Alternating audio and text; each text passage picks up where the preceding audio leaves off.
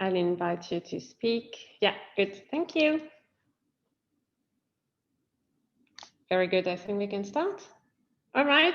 Well, good afternoon, everyone, and welcome in this web conference. I'm Marilyn Fiaschi. I'm the Managing Director of Science Business. For those who don't know, Science Business is a news and communications company specialized in EU research and innovation policies. And it will be my pleasure to serve today as your moderator. This event is co-organized by NTNU's Brussels office and the Faculty of Medicine on one hand, and an Italian member of the European Parliament, Alessandra Moretti, on the other hand. In the next 2 hours, we are going to discuss a very important topic and a far too common health threat, if you like, that is childhood obesity. And to do this, we're going to take a helicopter view, since the program brings together experts from that will bring different perspectives. We have experts from academia, from medical practice, from civil society, from policy, and from industry. So what's the objective of this conference? Well, we are first going to hear a series of concrete initiatives or case studies on which we will build, and we will then open a debate to understand or to assess what needs to be done, how, by who, and try to draw a series of policy recommendations on how to address and to tackle the problem of obesity of children. So before I give the floor to our co-hosts, just a few practical things from me. First, to you in the audience, and I see you're getting in higher numbers by the second, so this is very good. I think there are about 140 participants registered today. So to you in the audience, you have a Q&A function that you can use in Zoom. And in fact, throughout the entire event, please feel free to use it to comment, to engage, to ask questions. In fact, at some point during the program, I will take questions from the audience and I'll indicate at what moment we will bring you in. The other thing is that if you want to tweet during the event, please feel free to do so. There is a hashtag that has been picked for this event. It's here, Healthy Kids. So yeah, please go ahead and have fun on Twitter as well. The last bit of formality is the fact that this conference is being recorded and it will be made available afterwards. Good, let's kick off now, and it is time to introduce our co-hosts. So first, Alessandra Moretti. She is an Italian member of the European Parliament. She belongs to the group of the Progressive Alliance of Socialists and Democrats. Ms. Moretti sits not only on the committee dealing with environment, public health and food safety, the ENVI committee, but she's also a member of the special committee on beating cancer, so quite spot on.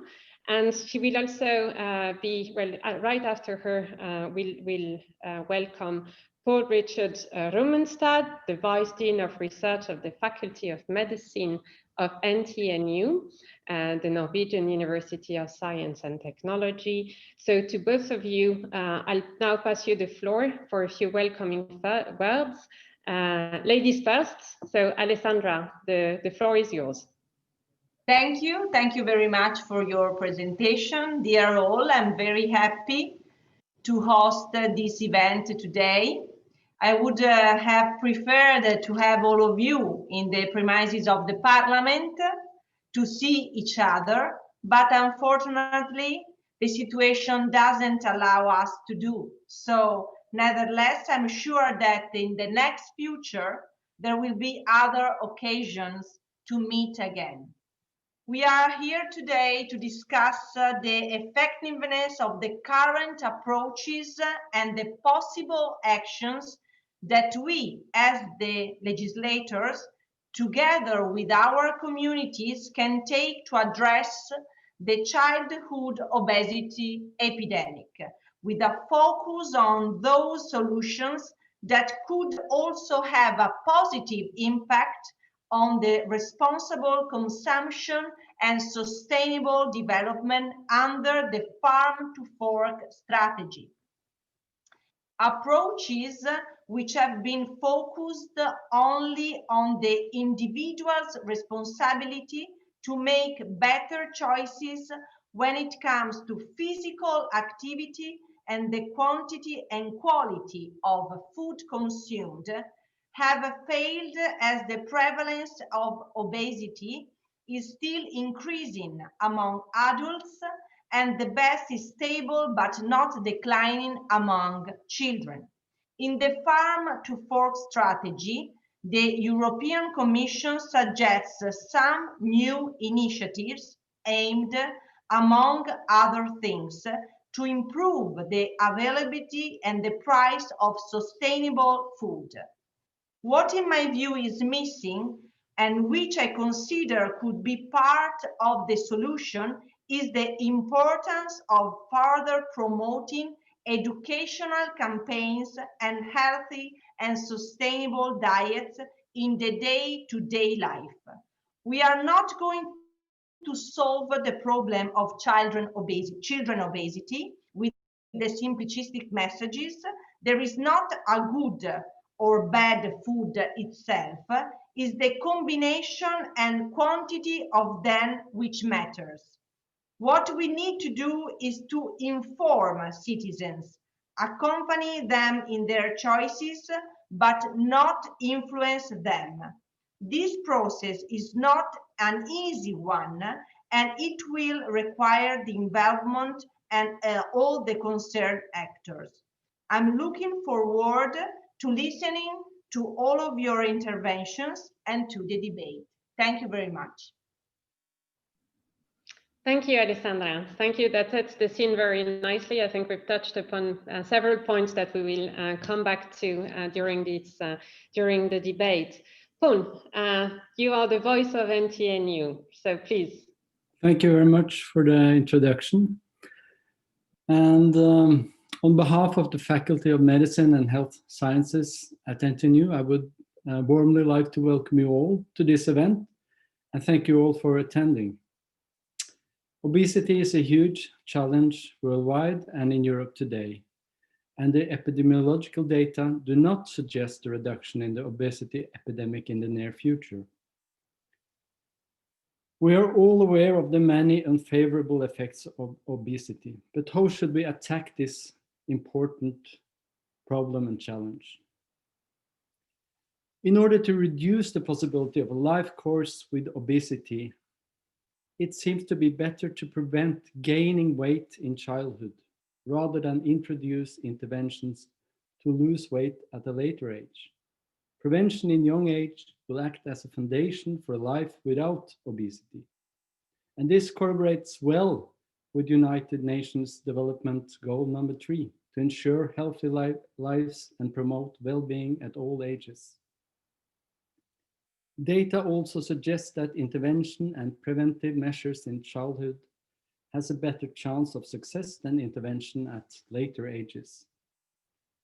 And as Alessandra said, numerous efforts have been made in order to help individuals to lose weight, but very few do succeed on the individual level. And some efforts with effects, such as obesity surgery, has large unwanted side effects and is highly questionable for kids.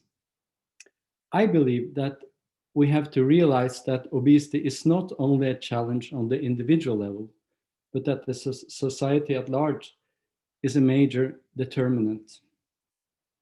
We therefore need to attack the problem multiple ways on both the individual, family, and societal level, from personalized and family measures, and through policy and incentives from local, national, and international authorities.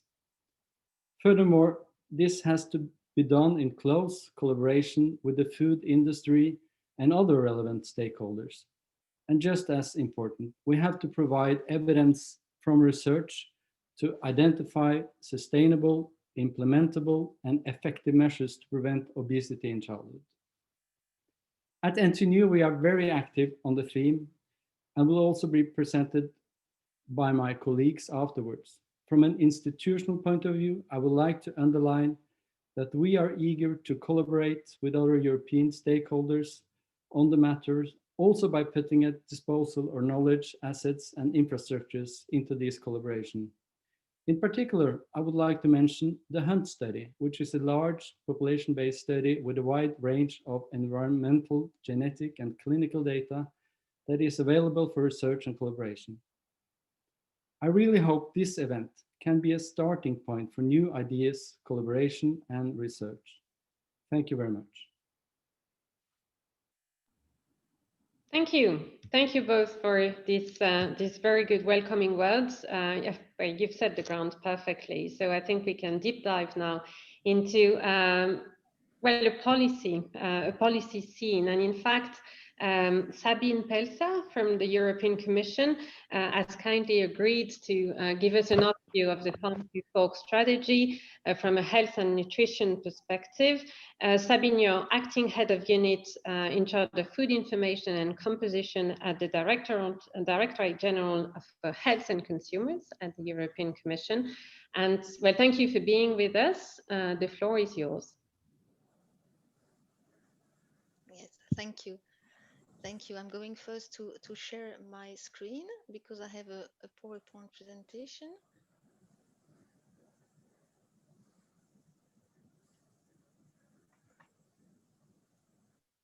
I think you should be able to see this on the screen. Is it okay? Yes, it is okay. You just need to put it in slideshow. Yeah, perfect. Go ahead. Yeah, this is okay. Okay. Yeah. Thank you very much. So I would like first to thank Mrs. Moretti and Mr. Rowenstadt for the invitation to this very important event indeed. So it will be a pleasure for me today to make a presentation of the Farm to Fork strategy, but mainly the aspects which are related to health and to nutrition, because the subject of today is the childhood obesity. So I will make a short presentation, and I would be happy after all to participate to the discussion. So the Farm to Fork strategy, as you know, was adopted in May this year, so in 2020. And the Farm to Fork strategy is really one of the pillar or one of the main elements of the European Green Deal, which has been adopted by this Commission. The Farm to Fork strategy has the ambition to create a fair, healthy, and environmental friendly food system. And it addresses the challenges of sustainable food systems by recognizing the inextricable links between healthy people, healthy societies, and a healthy planet. And it's I must say that it's pretty much a first in Europe to so clearly recognize the link between the health of people, the health of the society, but also the health of the planet. So the overarching goal of the Farm to Fork strategy is to create a sustainable food system. And you can see on the slides that you have three dimensions when you speak about sustainable food system. You have an economic dimension, you have an environmental dimension, but most importantly for the discussion today, you have a social dimension. And in this social dimension, you see that public health and nutrition is really at the center of this dimension. And it means that if you want to promote a sustainable food system in Europe, you have to be, let's say, in the center of the three circles, so of the three dimensions. But this slide is really to show you that the social dimension of sustainability have been taken into account, and it's really one of the main pillars of the strategy. On these slides, you see that the Farm to Fork strategy want to address a number of challenges for the EU food system, which is currently not sustainable. So this is clear. We agree on that, and you will see that on the left side of the slides, here we have put, let's say, some examples of the challenges on the social sustainability, and it is clearly highlighted on this slide that the current EU diet are not healthy enough, and we have to reduce the problem of overweight and obesity. So just to show you that the Farm to Fork strategy is extremely clear, that in addition to environmental challenges and economic challenges, we have to take into account the social challenges, and in particular the health and nutrition challenges. So we all know that unhealthy consumption pattern is a major challenge in the EU. In Europe, currently over half of the adult population is now overweight, part of which are suffering from obesity. And obesity is now affecting 1 in 3 11 years olds in Europe, which is a lot, and actions have to be taken to reverse the trend. In addition, in Europe, 1 out of 5 persons die because of diet-related diseases, mainly cardiovascular diseases and forms of cancer. So the challenges are huge, and they are really additional challenges to the environmental challenges, which are present because of the food system, but also the economic dimension that we have to take into account when we propose action to let's say to go to a sustainable food system. Then on this slide, you will see that on more concrete aspect, the Farm to Fork has put forward a number of goals, and you will see in the middle of the slide that in addition to the environmental goals, we have also the goal to ensure food security and public health, and in particular to ensure access for everyone to sufficient, nutritious, and sustainable food. Now, let's go to the concrete actions that the Commission has put in place, or has decided or has announced in the Farm to Fork strategy. Food processors, food service operators, and also retailers, they have a pivotal role to play in our food system. It is clear that they largely shape the market and they influence consumers' dietary choices. So they have, those actors, they really have a central role in making our food system sustainable. So that's the reason why the Farm to Fork contains a number of actions which are aimed at these actors. So you will see on the left side of the slides up, first initiative is to improve the corporate governance framework of industry to ensure that they integrate sustainability into the corporate strategies. A second action, which is present in this Farm to Fork strategy, it's to develop an EU code of conduct for responsible business and marketing conduct in the food supply chain. So there is a deadline of 2021. Another one is to really stimulate reformulation of processed food, and including setting the possibility of maximum levels for certain nutrients. So again, here it's to push the industry to reformulate the food they place on the market, to try to little by little really decrease the level of, for example, of sugar, salt, and saturated fat. This is also, so those initiatives have been put in place to try to change what we call the food environment. So it's really the food environment that the consumer is facing every day, and to really incentivize also the consumers to choose, let's say, more healthy food. If they have food which are presented to them in supermarket with a better nutritional profile, they will naturally go to this food and less to the less healthy food. So we have really to change the food environment, and those actions, they should help in this direction. And then on the right side, there is another action that I would like also to explain, that the Commission would like to set the nutrient profiles to restrict the promotion of food high in salt, sugar, or fat. So it's really to set up some threshold of some nutrient above which it would not be possible to put some nutrition or health claims on food product.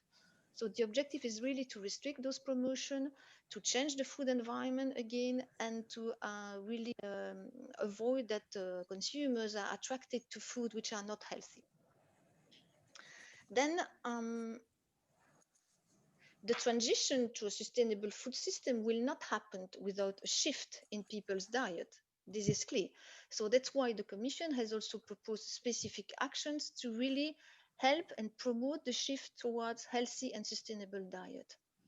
And one of the first action on the left side on the slides, it's to set up or to determine the best modalities for setting minimum mandatory criteria for sustainable food procurement.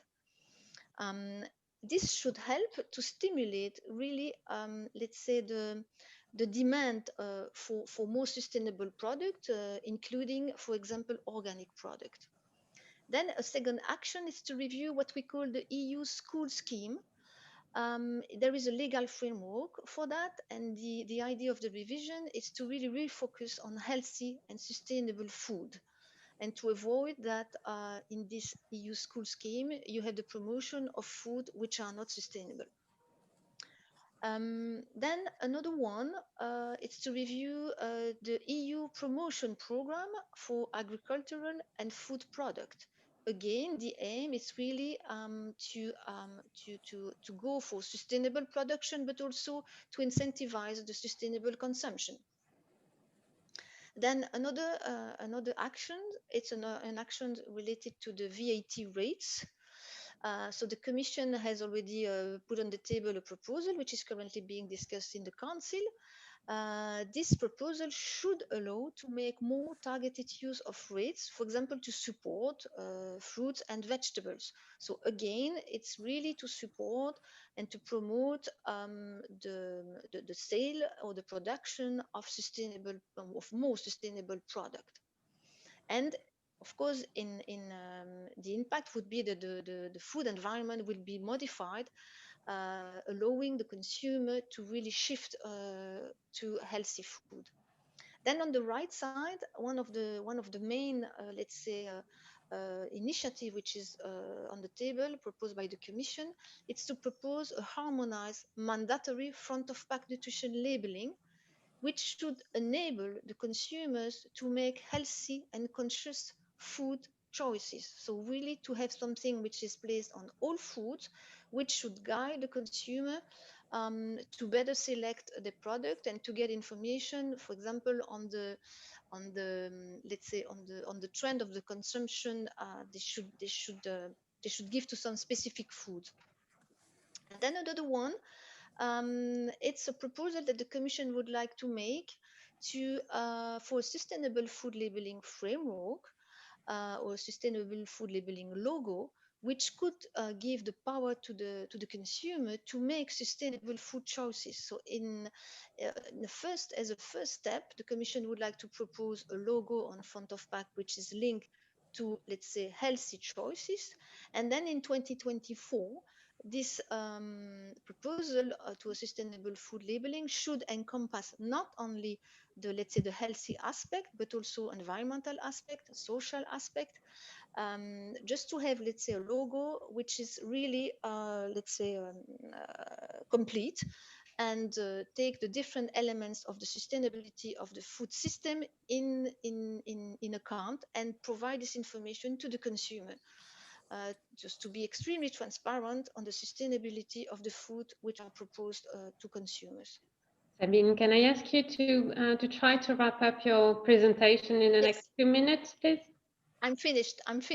Oh, very good. So yes, last slide. I just wanted to show you one slide that the Commission has proposed a number of actions indeed, but then the Commission considers, of course, that we have to provide the necessary tools to accompany the different actions. So I have just listed here a few of them. So those actions relate to research, innovation, investments, of course, skills and data.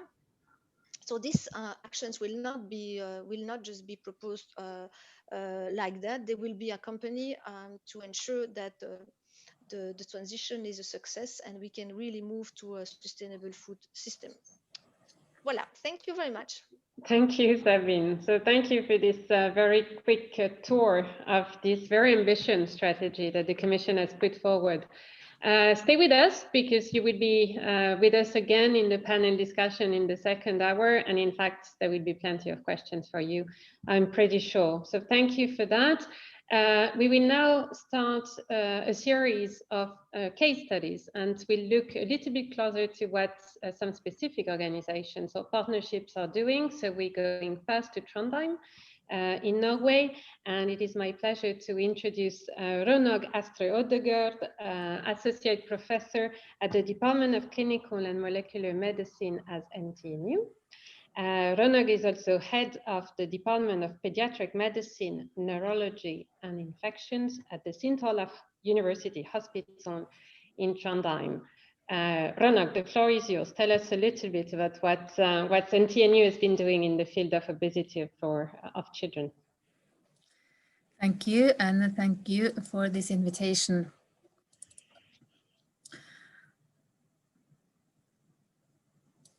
I'm just trying to find the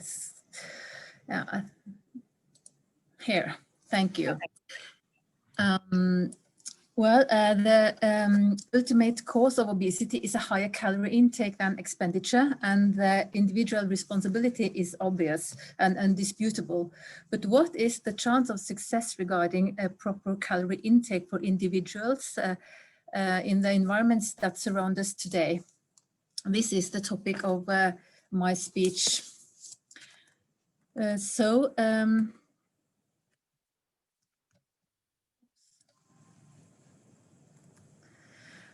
sorry. When it comes to childhood obesity, we know now that it is nearly all about eating too much, too large volumes, and the role of increasing physical activity in preventing and treating obesity is to reduce time in sedentary activities. So the physical exercise has not a specific role in terms of treating and preventing obesity. It is very much about food intake. What we know is that childhood obesity concerns us due to its enormous consequences regarding health and social participation, and for the OECD countries, more than 8% of the health budget will be spent to treat consequences of obesity for the next 30 years. For children, most of the health threats appears if obesity persists into adulthood, which is very frequent, where they experience higher risk of some cancer, diabetes, heart, and psychiatric disorders. But already during childhood, they experience both physical and psychiatric disorders, bullying and school dropouts, and this harms them. And also for the next generation, we see a strong tracking of parental overweight and also birth complication that is harmful, including cerebral palsy. Childhood obesity is actually still increasing, in particular in upcoming economies. And at the European level, we see a north-south gradient that is quite clear, and prevalence that is as high as 15 around the Mediterranean. But why does this process of eating more than needed continue? The major strategies has been to strengthen the capacity of individuals to resist the food they don't need to eat. But there is an increasing understanding that the effect of individual strategies has reached its potential, and it is now a call for actions targeting the obesogenic environments. Results from the Trøndelag Health Survey has recently demonstrated the importance of the obesogenic environments, and I will show you this result. The HUNT study is a large population survey from Middle Norway, focusing on lifestyle and environmental factors, and data and samples are obtained in 4 waves in the 1980s, the 1990s, 2006 to 2008, and the last one in 2017 to 19, all with a high participation rate.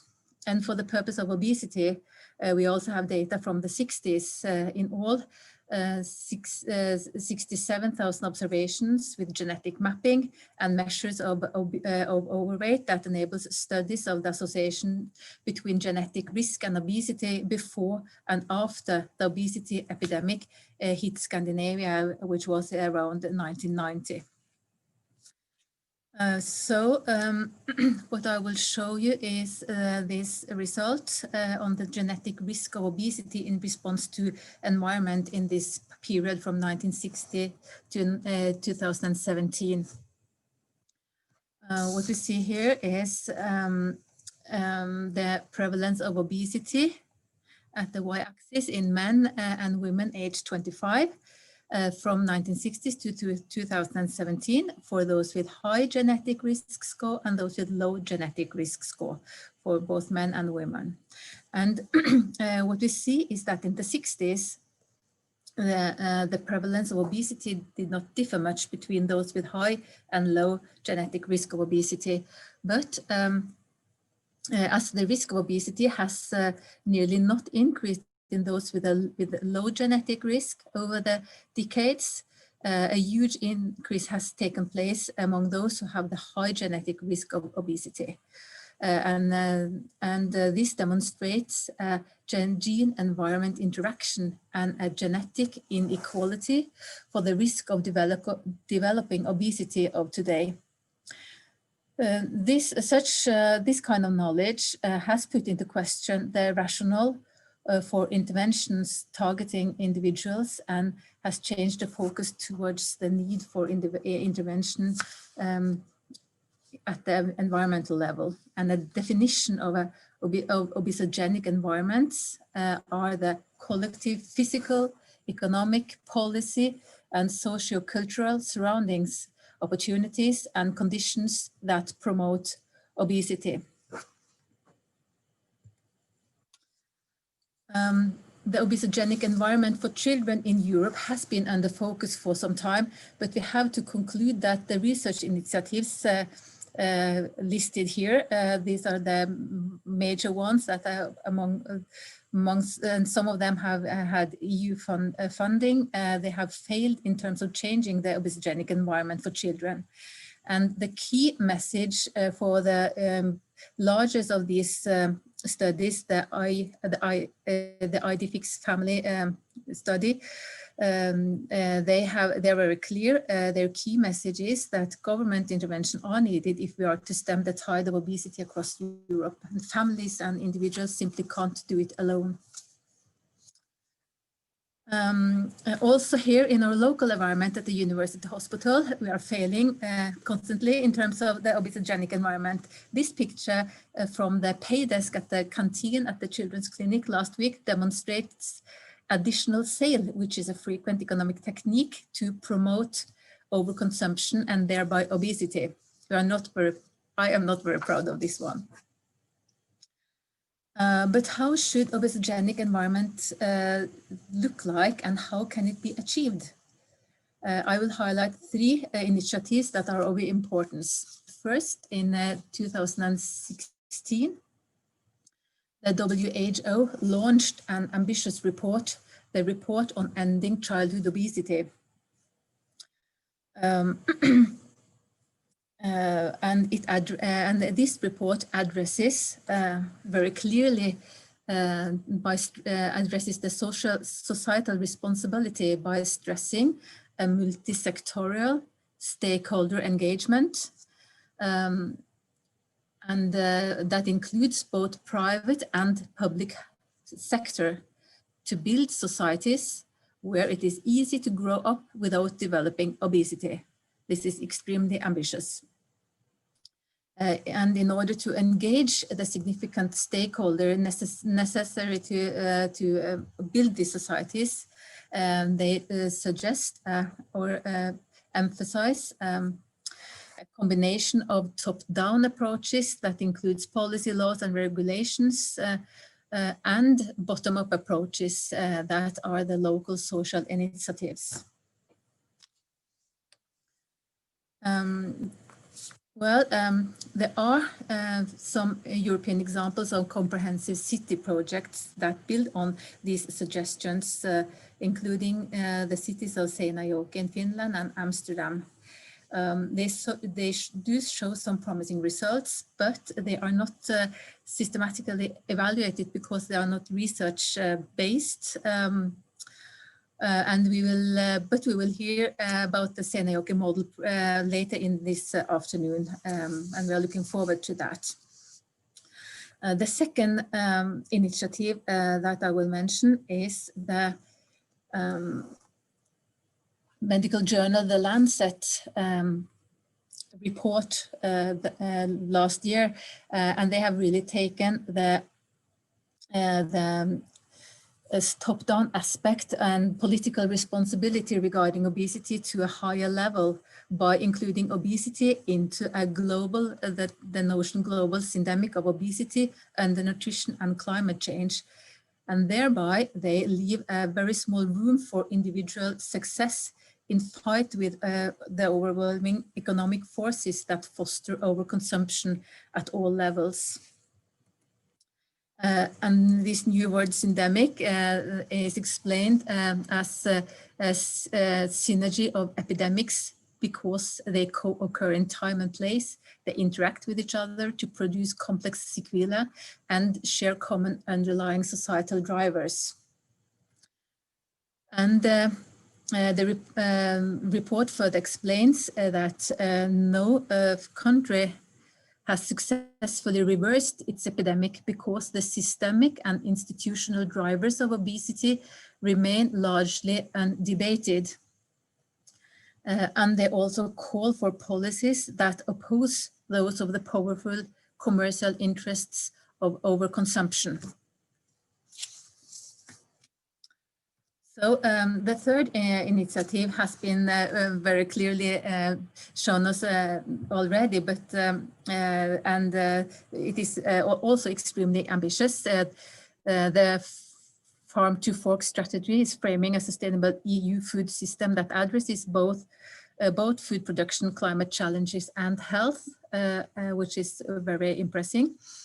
But there is a major shortcoming of this Farm to Fork strategy from my point of view because this strategy has not addressed the most challenging business case of the 21st century,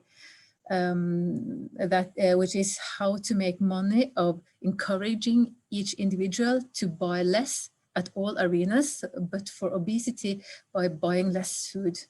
Buying better food is not sufficient, as has been pointed to earlier today. And the economic drivers that foster overconsumption that threaten our climate are the same as those who foster the overconsumption of calories. And the major shift cannot be driven by charity. So there is an urgent need for rethinking of the economic rules of game in this field. And a nice inspiration, what is possible is the tremendous increase in electric cars that we have seen, at least in Norway, but also other countries in Europe, that have seen in response to a strong economic incentives where the goal is carbon reduction. So methods are there, and it is, and this can inspire us in the present work. So to summarize some knowledge gap that is necessary to fill to take childhood obesity prevention a step further. We still need more knowledge on social mechanisms that keep local stakeholders indicated here, suggestions, including the private sector to collaborate on sustainable anti-overconsumption environments. But more urgent, we need new knowledge on economic models that combat overconsumption. And without economic tools to struggle for the local initiatives, these initiatives are more or less in vain. And to obtain these goals, there appears to be a need for a more tighter research collaboration between medical and social sciences. Social sciences also include economics, And these fields should have more joint research actions in order to take further steps in this extreme complex field. But I will stress that the new economic models that combat overconsumption are the most important knowledge gap that needs to be filled in order to reach our goals. That was lifted by the WHO Commission in 2016, how to create areas where it is easy to grow up without developing obesity. Thank you for your attention. Renard, thank you. Perfect timing. Thank you for this very eloquent state of affairs, reality check. Very happy to hear also about the HUNT database that seemed to be pretty unique in Europe. And if that's okay, we'll come back to that during the panel discussion. I'd like to see whether it is actually possible to scale up such an initiative. So we have to move on now. So moving on, we'll go south to Italy, to Parma, actually, where we'll hear about a public-private partnership called Gio Campus. And for this, I'd like to introduce Francesca Scazzina. She's a professor in human nutrition at the University of Parma, and she's a member of the scientific committee of the Gio Campus project that I will invite her to present now. Everything seems to be ready. So Francesca, the floor is yours. Okay, thank you. Good afternoon, everybody. So yes, I am here to present the project, Gio Campus, it's the name. And is a special project for children in Parma. We already talked about the increasing in the number of overweight and obese children. And we know that a serious problem, since it could be a problem not only for the lifestyle during childhood, but also could be a high risk of non-communicable disease in adulthood.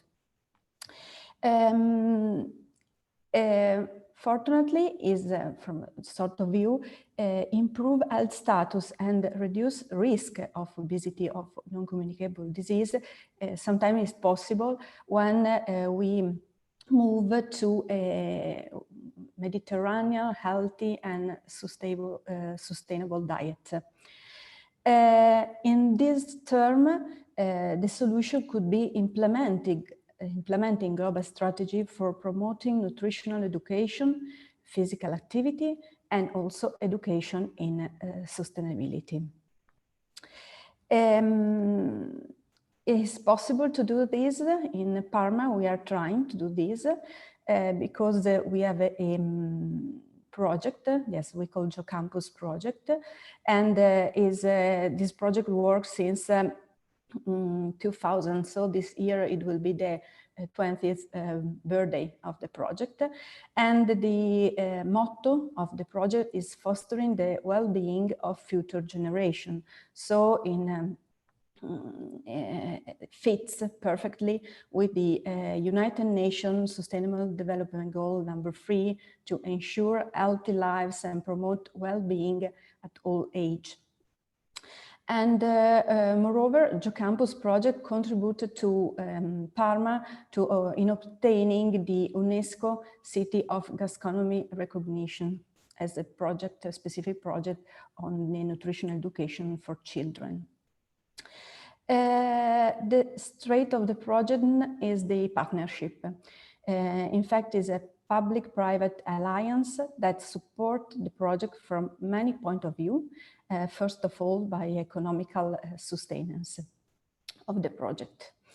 The aim of the project is prevention, that we see, because through the education, because education is prevention. This is one of our claim, I could say, is in Italian sound better because the verb saltare is both for the rope and for the breakfast. So the translation would be jump the rope, not the breakfast.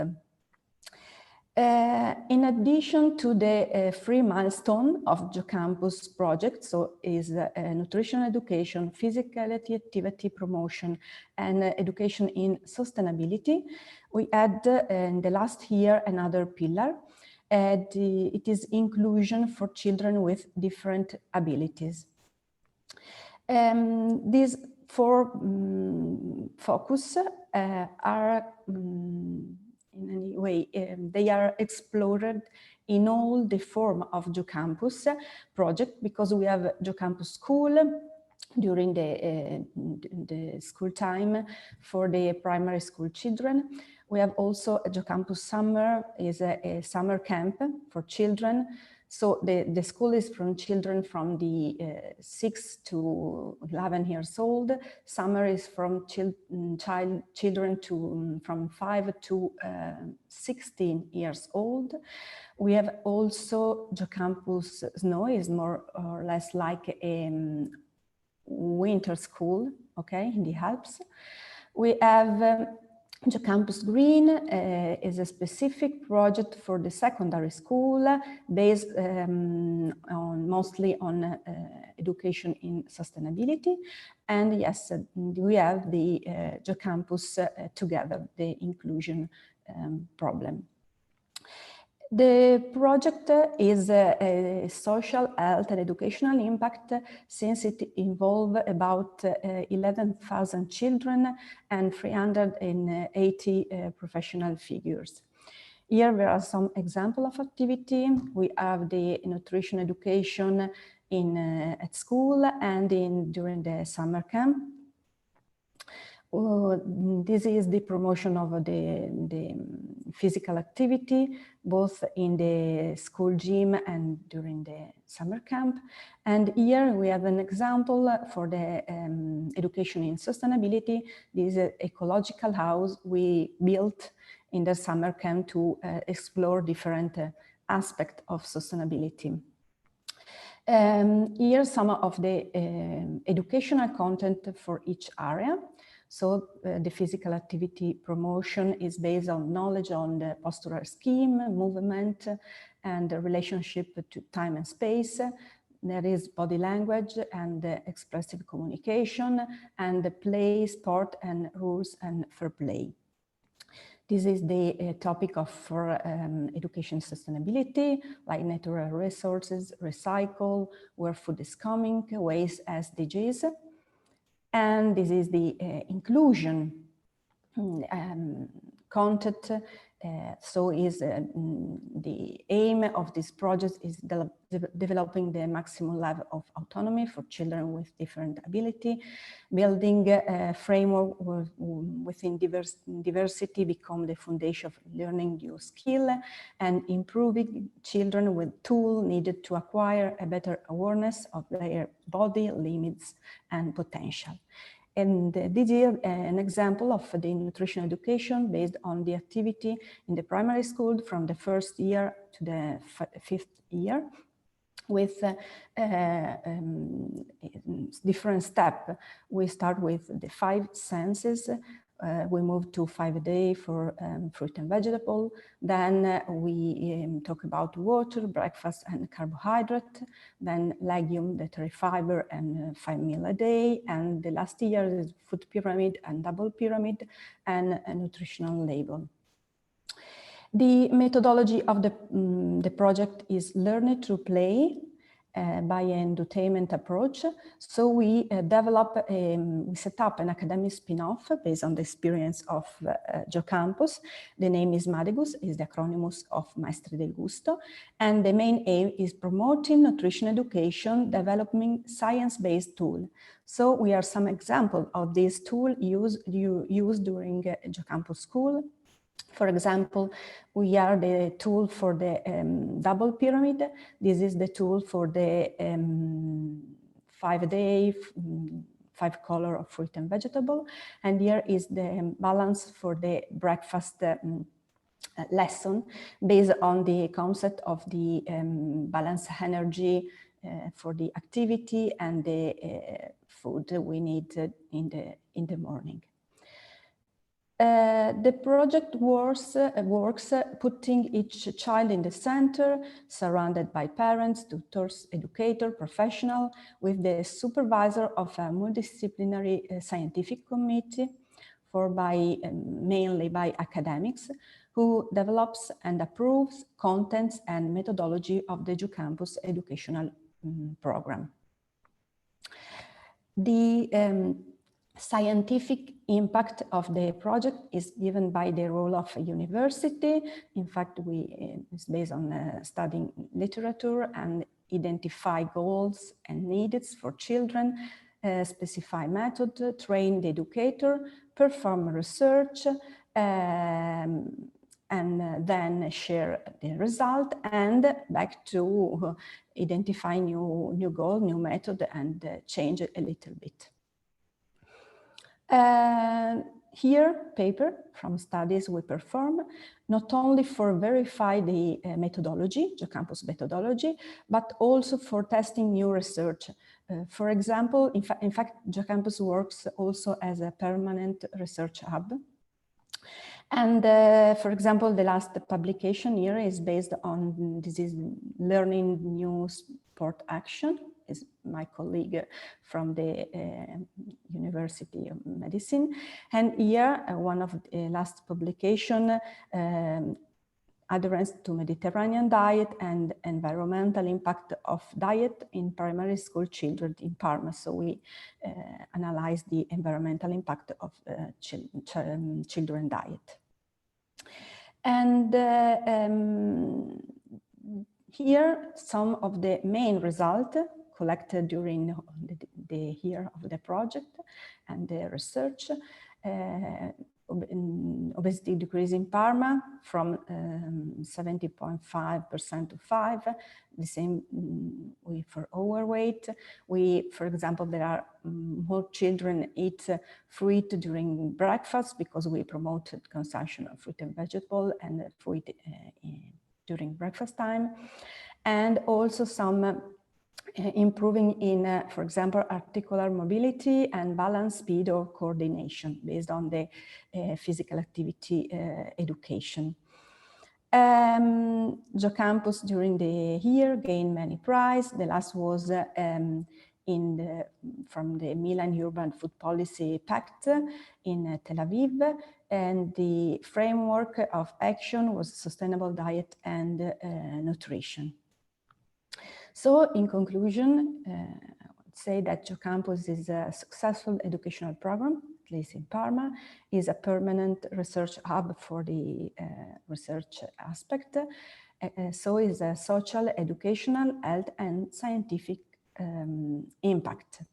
So JUCampus is an example of good practices at global level. I am finished. Thank you for your attention.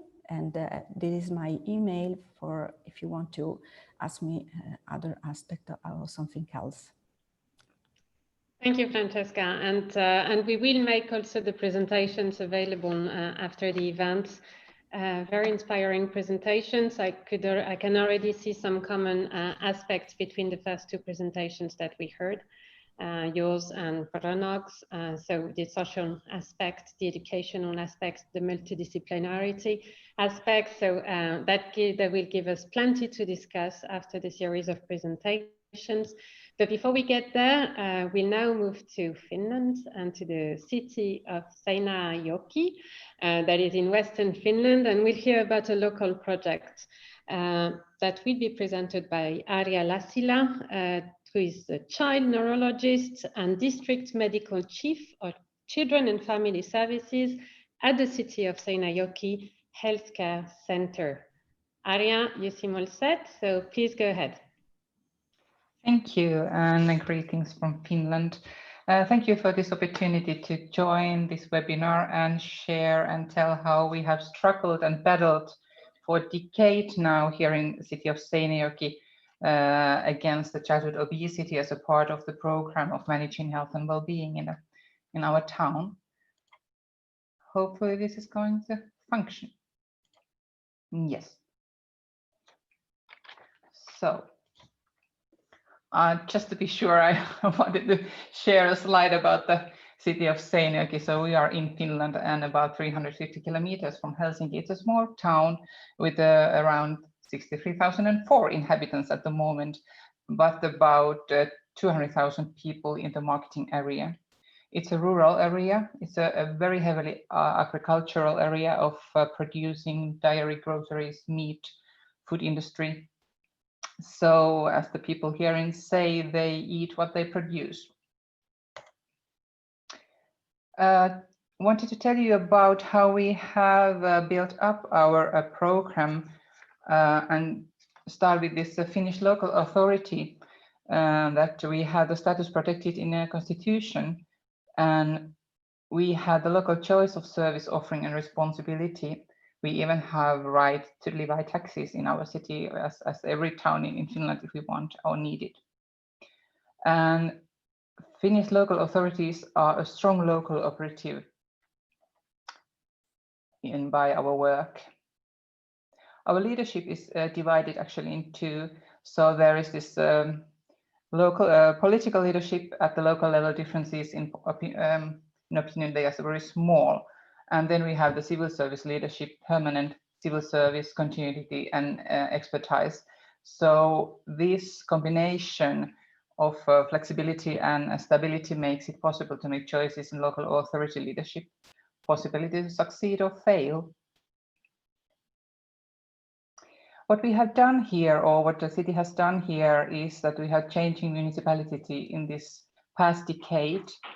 So the key words are maybe the skills, knowledge, and expertise, which we highly emphasize.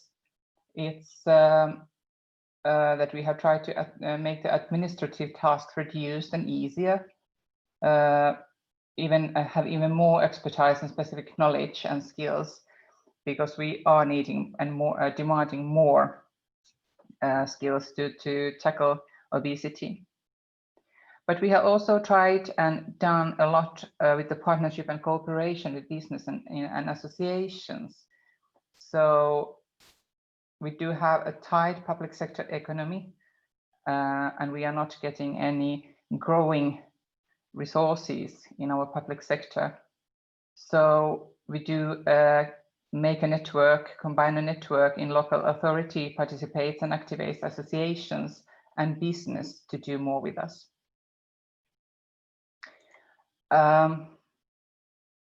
We have started to this promotion of local populations' health and well-being heavily in this decade. It has always been a duty of the local authority, but was long understood to be the only responsibility of social and health services. And that's what we started to change in our community and town. It's not just about social and health services to speak about health and well-being. So the change in the first decade of this century was that we got a wider understanding of the promotion of health and well-being. Stages of well-being and health promotion in Seinäjoki. So we started in 2009 when there was made the first strategic program. But in 2013, we got awakening time as many other towns and communes in Finland. And we started to push more the effectiveness of well-being and health promotion. There we started also the Overcoming Obesity program, which is about to stop this year, and we are going on with it. This obesity program was not just about the children and youngsters.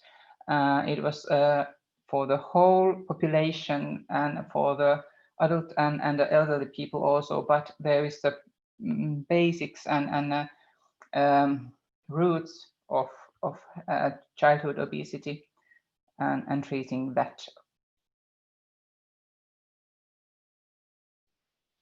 So as I said, there is a target to reduce obesity and overweight among children and young people.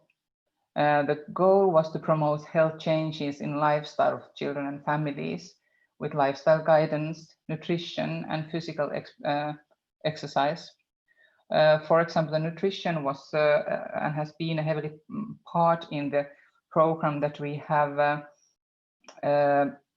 targeted in healthy school and nursery meals, so that all the meals that the city of Seinäjoki is providing and giving to children in free of charge are labeled by Finnish Heart Association. So it's really think about the content of salt, calorie intake, fats. So and that started actually in 2016.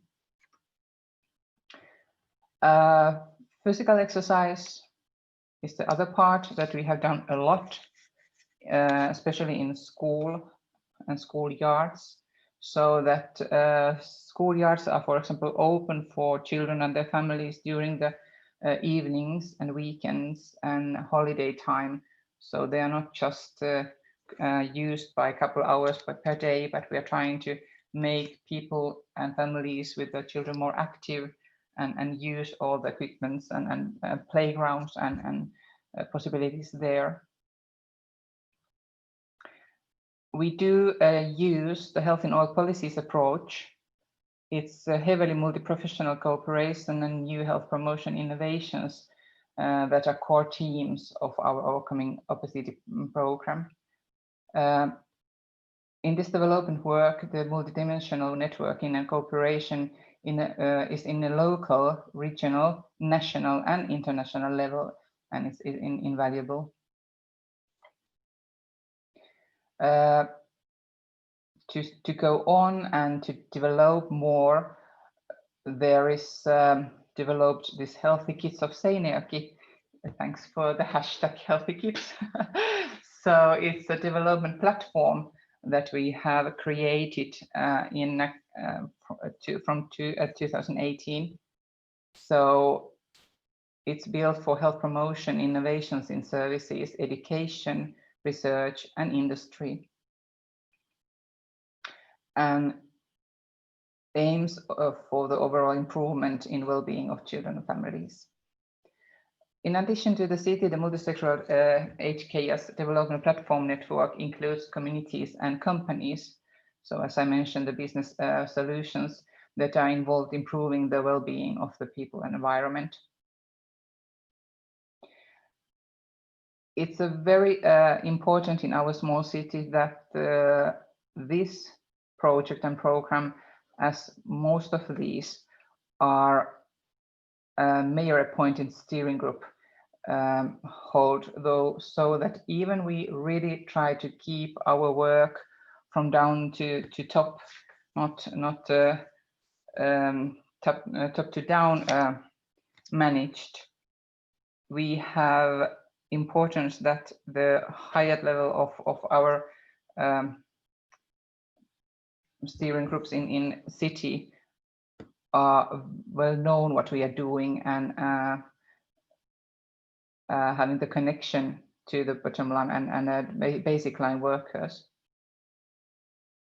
And there is also the Seinäjoki University of Applied Sciences and Into Seinäjoki Ltd with this. Just shortly about the aims of the platform.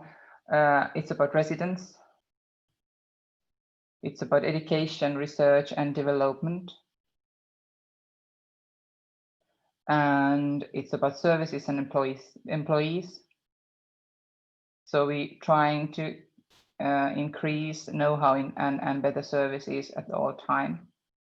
New innovations in well-being, a living environment that supports well-being. And then there is companies, communities, and organizations in this platform, and it's a new innovations also that we're trying to find out.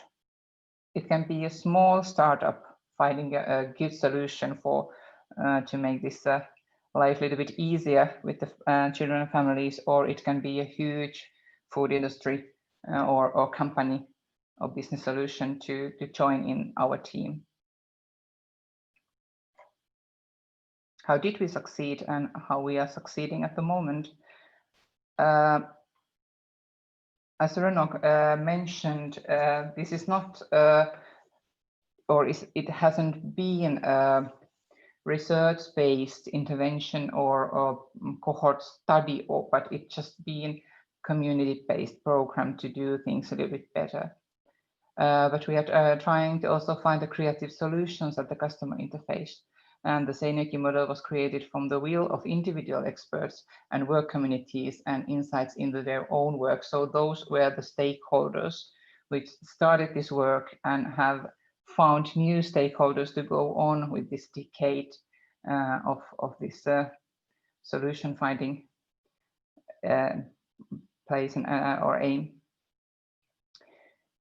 Seinäjoki has used mostly to utilize national operational models. So there are so good solutions in the world already and in the nationwide in Finland that we had tried to make the puzzle of all these different kind of programs already existing. For example, that we have in the Finnish Institute for Health and Welfare providing. We have a school on the move, as I mentioned, a nutrition as a heart labeled. There are plenty of these ready-made, and we have tried to find and take in the best and most suitable solutions for our city. But also trying, as I said, to create bigger and smaller new solutions. Shortly about city level coordination, work to promote well-being and health concerns, the whole city organization and its actors, actions, that's what we also always insist. And leadership must be at the city's higher level. Seinäjoki has expanded the city management team. Because this is not a research program, it's always been a little bit hard with analyzing and holding the data and how to manage it and management it. And that's what we are now trying to do more and more. We have to find the right kind of data and it must be managed. We are using many indicators, trying to get the best, try to get the indicators that actually work with the combination or with each other and find the evaluation for them. And information must be found on where the problems are. And solutions to the problems need to be obtained.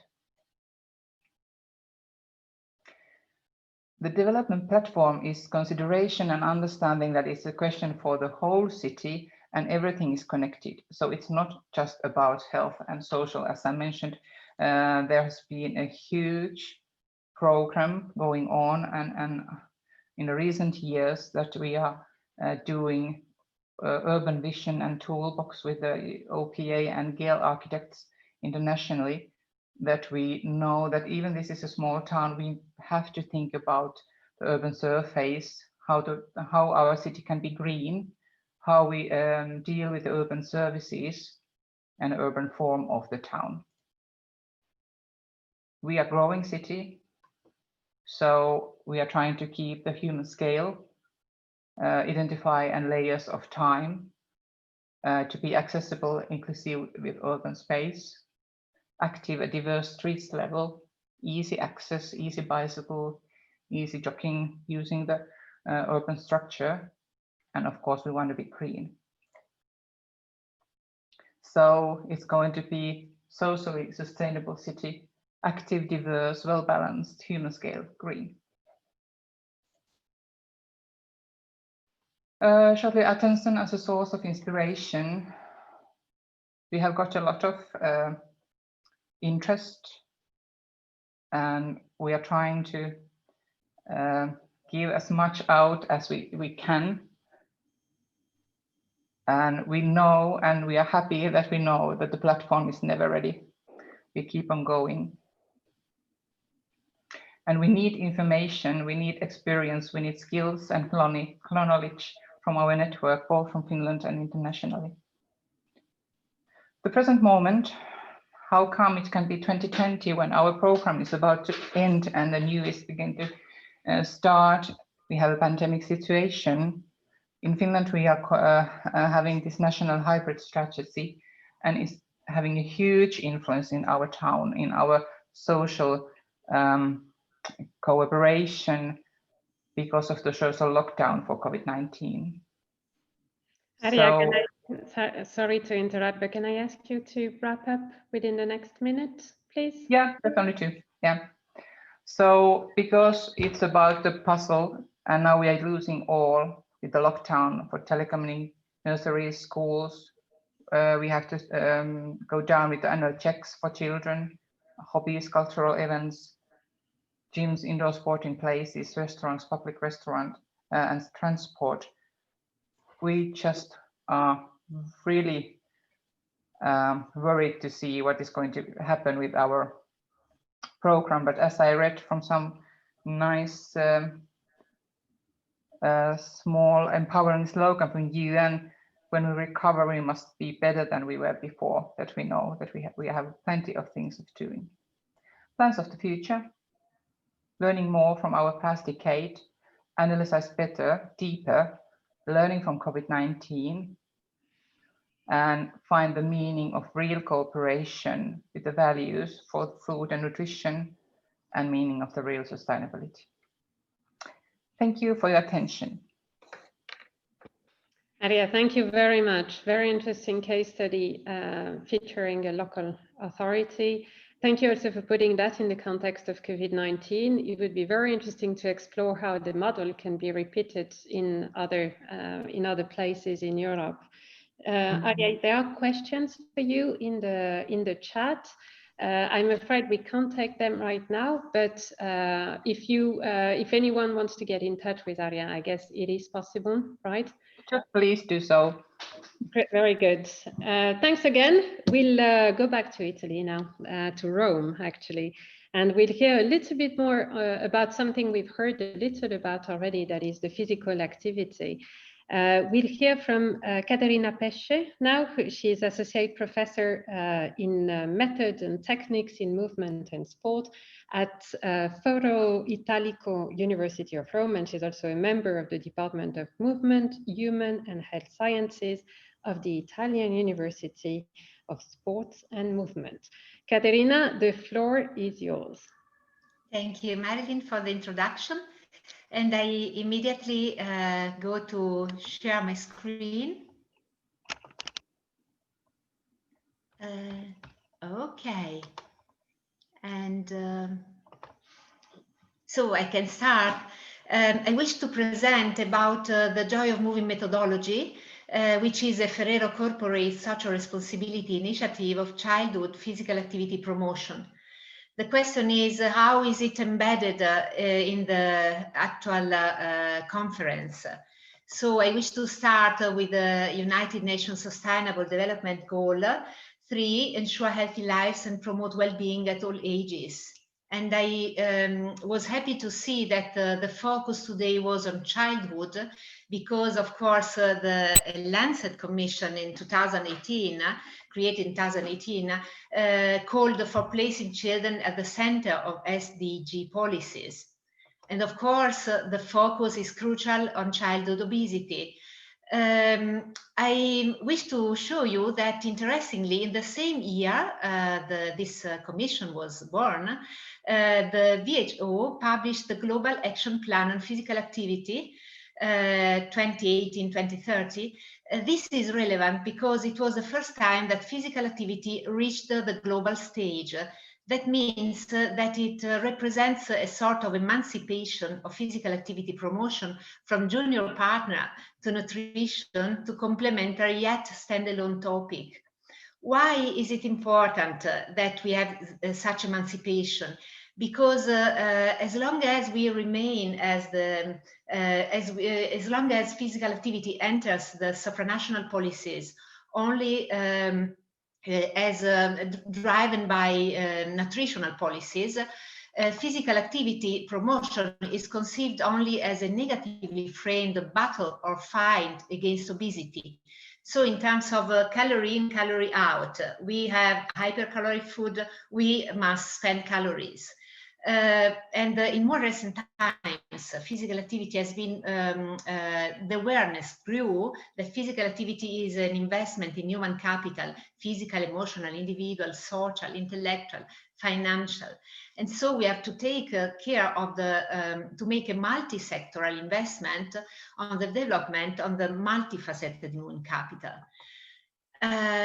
So what I intend to say is physical activity, okay, is related to overweight, may be related, even though, to my knowledge, overweight more strongly predicts physical inactivity than physical activity may predict a lean weight status.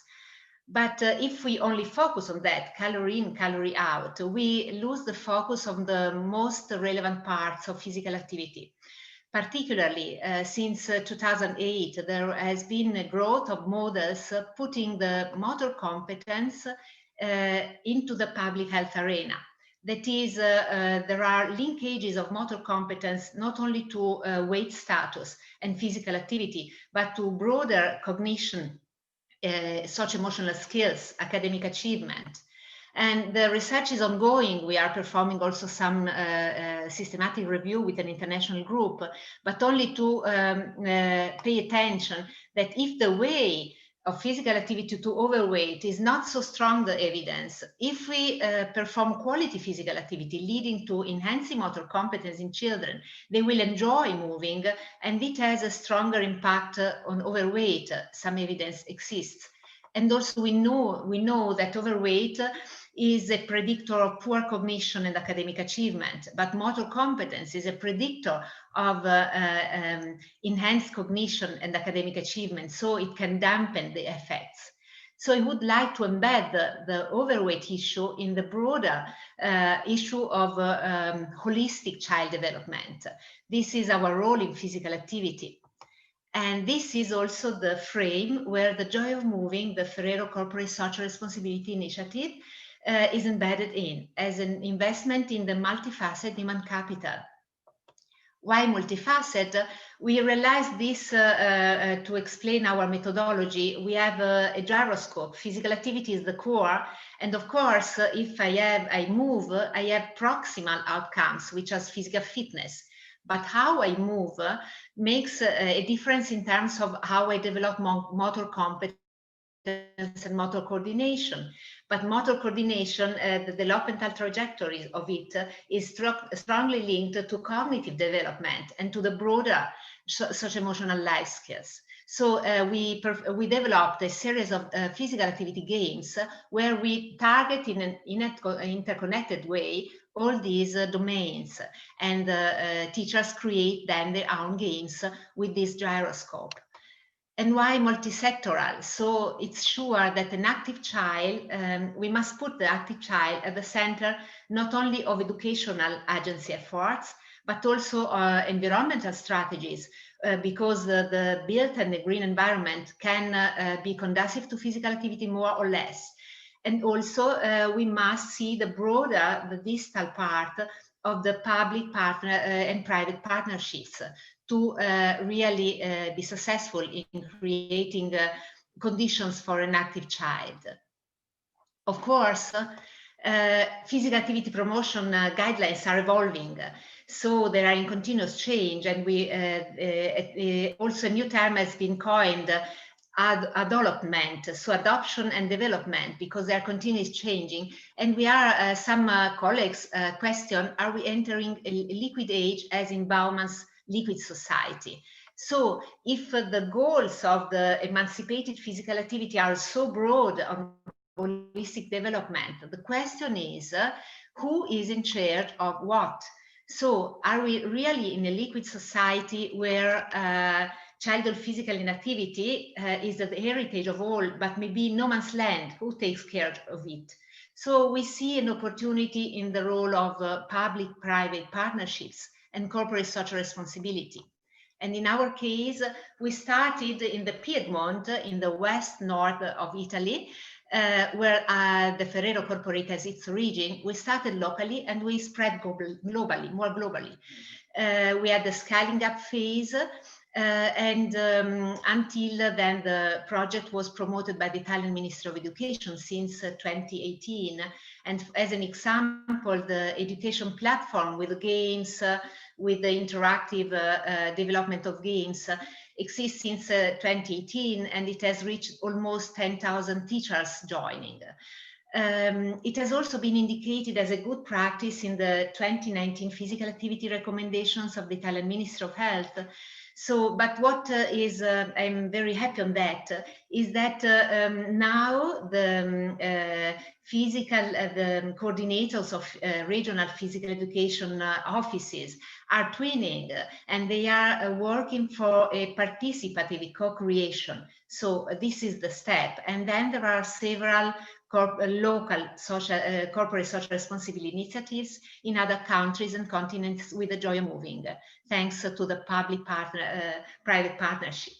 So to conclude, the joy of moving philosophy, physical activity games, because our, so I love a sentence, a Swahili proverb, we should each our plow to a star. What is the star for us? The child's right to play. And so physical activity, enjoyable physical activity games, which are educational in nature. And we have to develop them through quality physical activity. And we need a multi-sectoral ground, because we need the sports sector, the health sector, the educational sector, of course, but also cycling is, for instance, a skill. But if we cycle in sustainable environment, so we can have a better climate. So there are several linkages which need to considered, and so I hope that I could give some ideas that physical activity is not only for expending calories. We can tackle obesity much better if we embed the real problem of obesity in the broader frame of competencies for life, which are linked to motor competence and cognitive function. That's all. Thank you, Caterina. Well, yeah, I think you're done. Very good. Very, very interesting presentation. Again, there are questions that we'd like to ask you. We are right on time actually now for the panel discussion. So what we may do is that if any one of you in the audience have questions for Caterina, just put it in the chat. Caterina is monitoring, is reading the chat as well. And again, a presentation will be made available right after. Well, ladies and gentlemen, it's now time to move to the debate part. And to do so, I'd like now to introduce our four speakers that have been patient, waiting for their turn. So introducing the four of them, I'll start with Dirk Jacobs. He's the Deputy Director General and Director for Consumer Information, Nutrition and Health at Food Drink Europe. So he'll be representing the industry on this panel. With him, Monica Goyens, Director General of BEUC, BEUC being the European Consumer Organization. She'll be the voice of the consumers on the panel. Then Bård Eirik Kulsung, the head of the Obesity Center at the St. Olaf Hospital, University Hospital in Trondheim, being the voice of the medical practice and research on that panel. And finally, Sabine, that we've heard earlier, Sabine Pelzer, the acting head of unit in charge of food information and composition at the Director General for Health at the European Commission. Thank you to the four of you for joining us. We've heard a lot so far, so I'm sure it gave you a lot of food for thought. What I'd like to do, just as an introduction, maybe starting with Monique. Let's give the consumers the priority in this debate, or at least just to give you the first, the starting point. Can I ask you from your own perspective, just to as a reality check, according to you, what are the main reasons why childhood obesity is worsening, is getting worse in Europe? Well, I mean, I think that already the previous speakers have done quite a good panorama.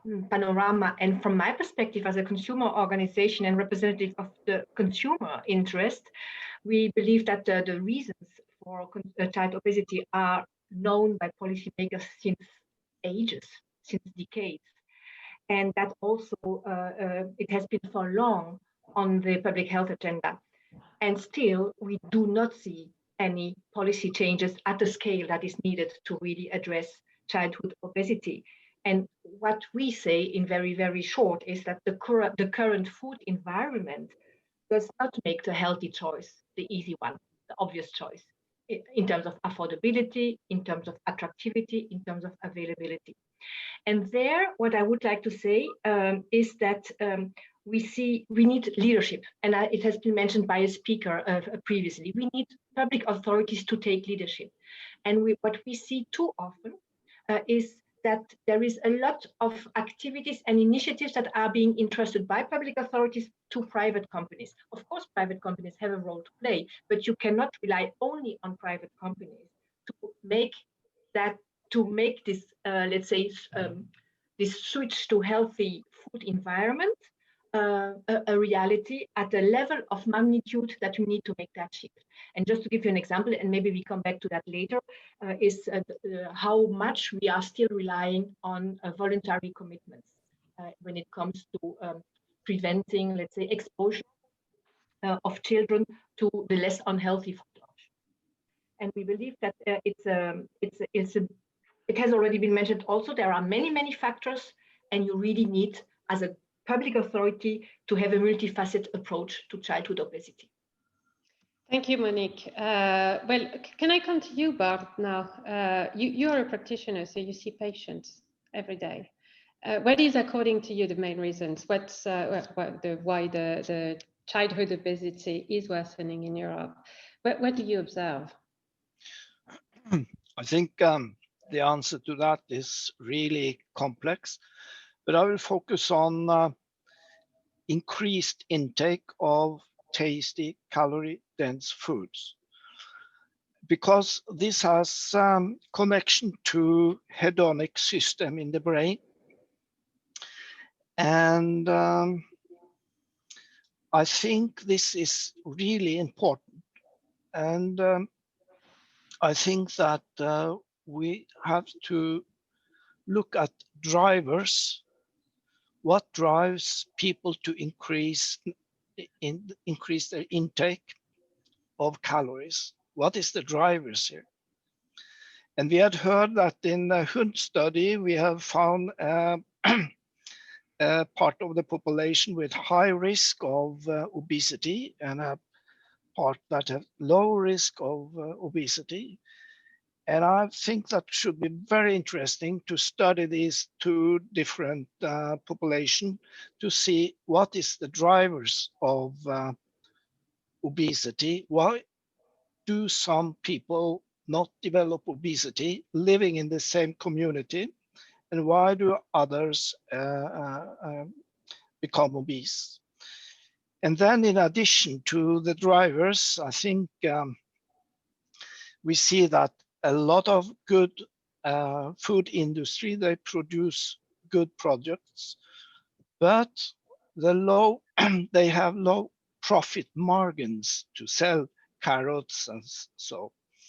But if they produce highly processed food as snacks and beverage, their profit margins are bigger.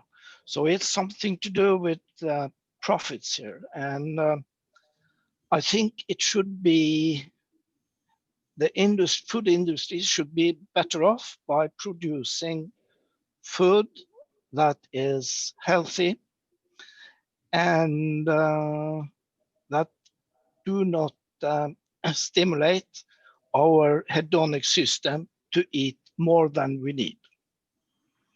Very good. Thank you, Bart. I think you've said this in pretty nicely, the two of you. Well, I think I need to go to Doug at this point. So the industry has been mentioned, and by the way, not only in the industry. So I think from Monique, we understand pretty clearly that a multi-stakeholder approach is necessary to find a solution. But Doug, coming to you now, how do we make sure that the industry is part of the solution? And is that true that you can't make margin out of carrots? That's a very good question. Oh, my video disappeared. You disappeared, so we can hear you. Yeah, very good. Okay, I'm back again. So let me first thank you for inviting me to this discussion. And I'm speaking on behalf of Food Drink Europe, which is the organization for the European food and drink manufacturing sector. And we are a very diverse sector. We produce anything from fruits and vegetables to milk and coffee, snacks were mentioned, and confectionery products, soups, etc. So it's a very diverse sector that I'm representing. And I would not say that it is true that the profit margins are low for healthy foods. In fact, we see that consumers are more and more interested in nutritious options. And I think you can also see on the shelves of supermarkets that there are new product innovations that are coming, whether you talk about plant-based products or products with lower levels of sugar or calories or fats and so forth.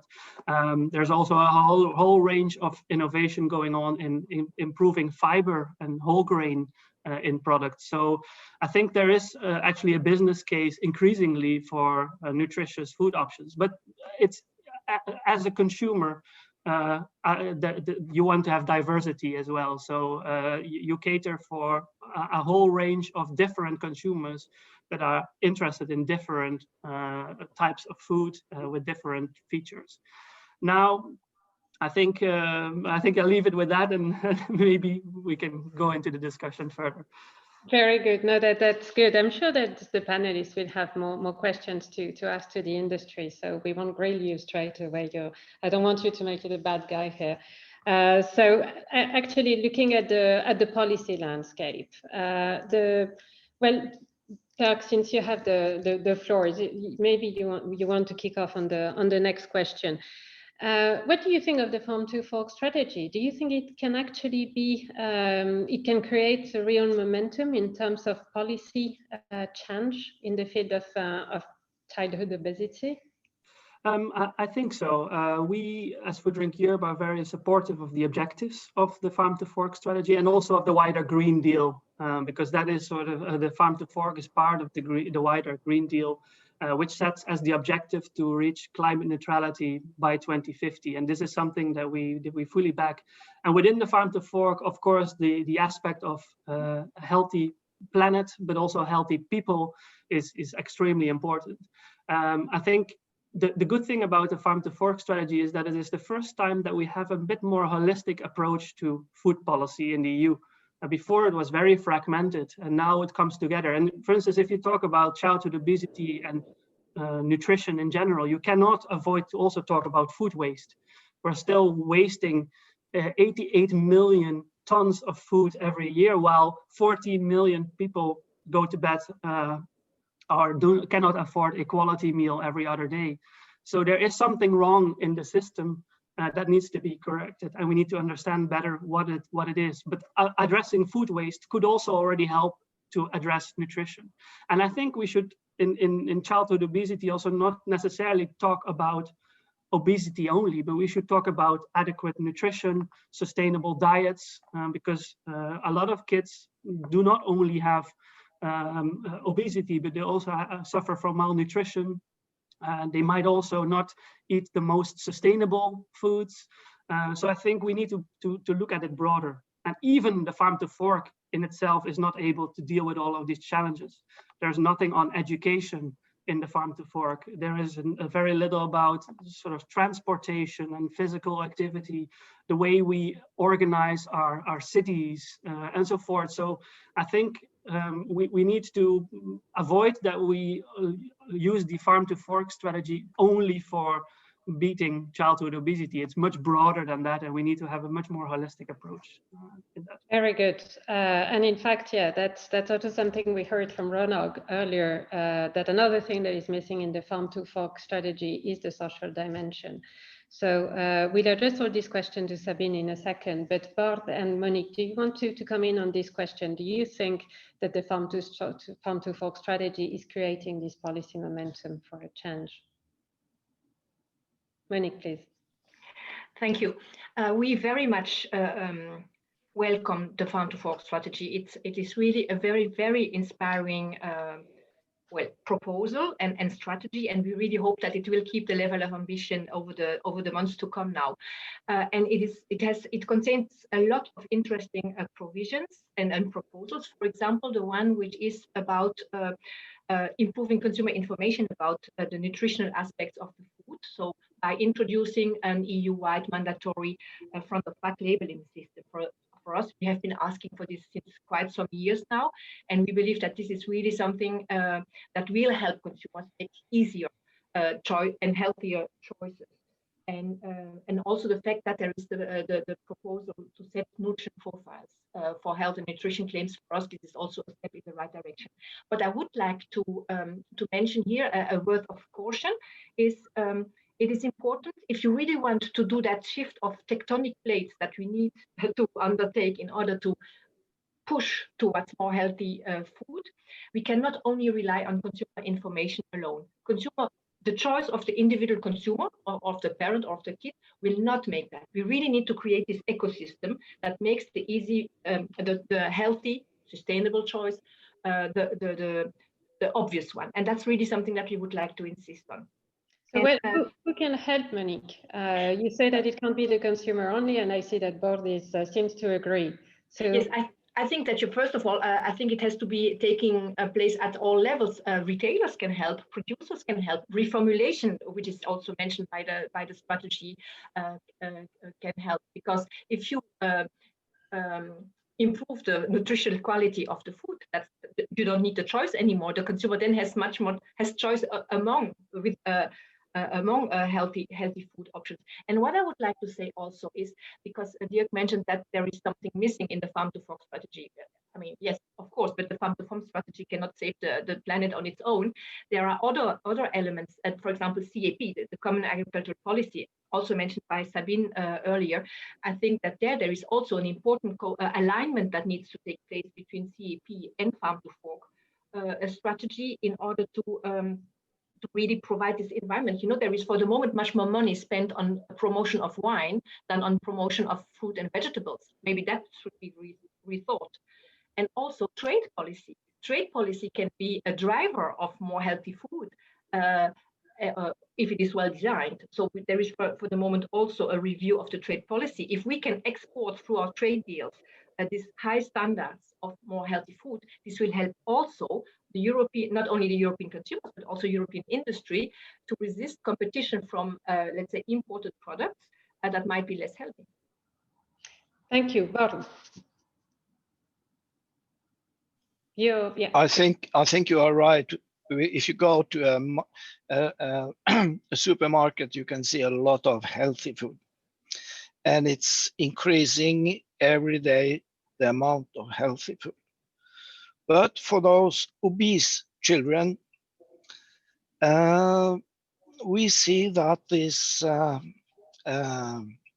food choices that they do comes from social media, television, and aggressive food advertisement. So they are not really doing the wise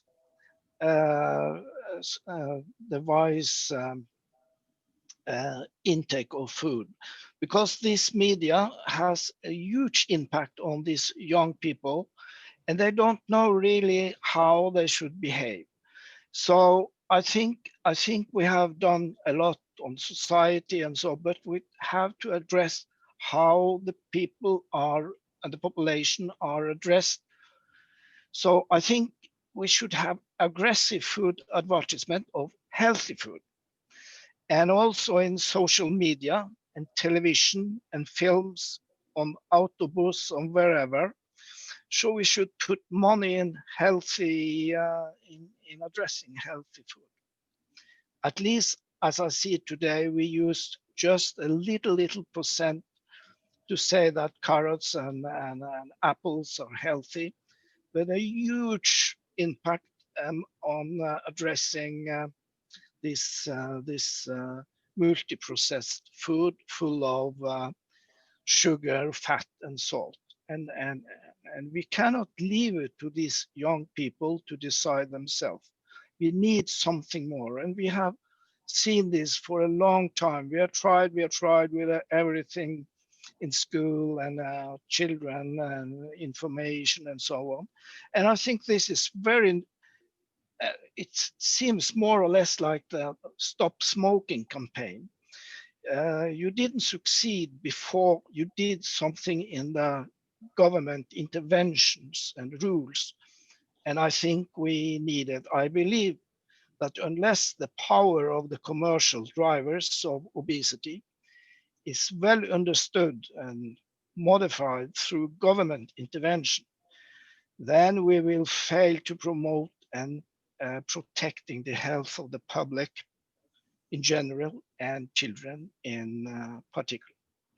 Monique, So, briefly. Yeah, go ahead, and then Bart, I have another question for you.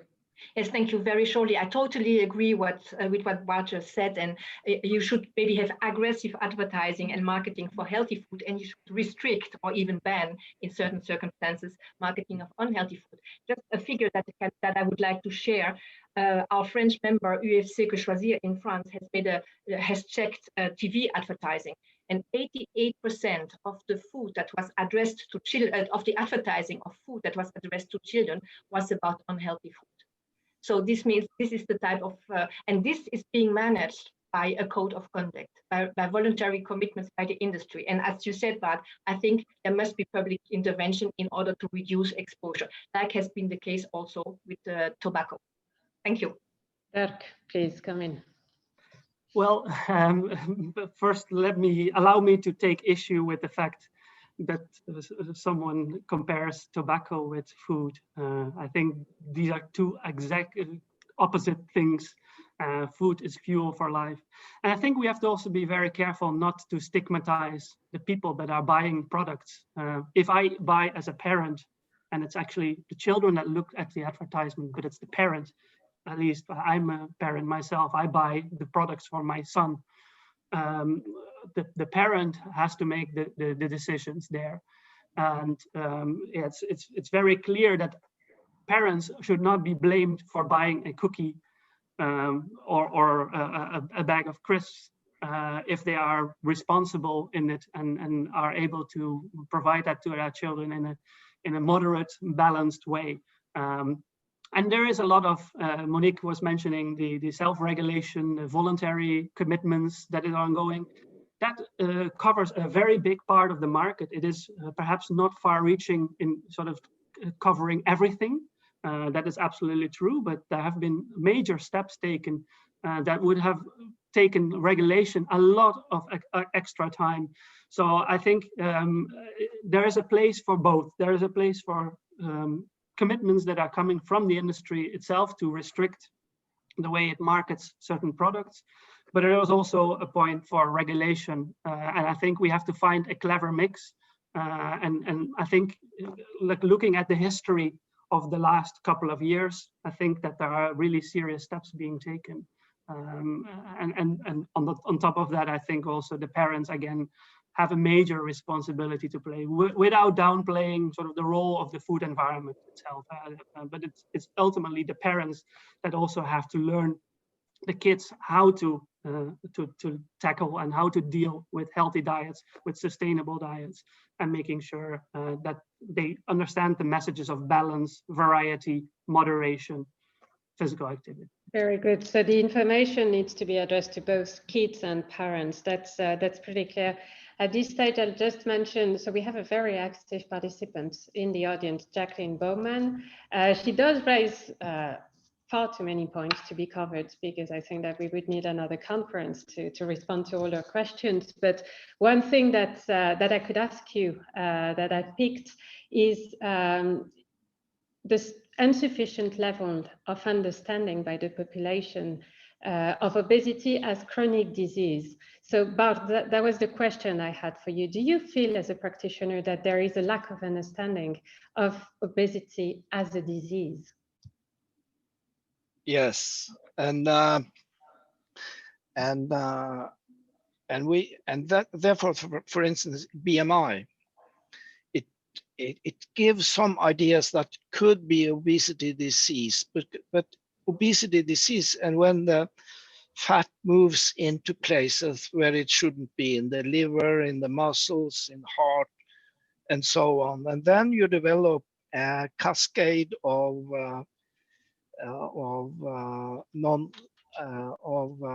disease changes as inflammation, heart diseases, and diabetes type 2. So, so I think we must look at this as a disease. We look at it as a disease. And I will say the obesity population don't need any more blame. We don't talk about blame here. It is too much blame. So when I talk about doing advertising for healthy food, you can do it in a way that you don't put blame on people. We shouldn't start to blame people. That's really bad. And we see that obese patients, because they are put so lot of blame on this population, that increase the risk of dying in a young age, and increase the risk of developing psychological problems. So yes, I see obesity as a disease when but you have to, it's not enough to just look at the BMI. You have to look at if they have metabolic complication or complication that's addressed by the obesity. Very good. So I'll go back to the question of information and marketing. Sabine, you've been very patient. One question I had for you is actually going back to the Farm to Fork strategy. There is a code of conduct for responsible business and marketing practice mentioned in there. What does that mean concretely? And can this eventually lead to a new form of regulation? Thank you for the question.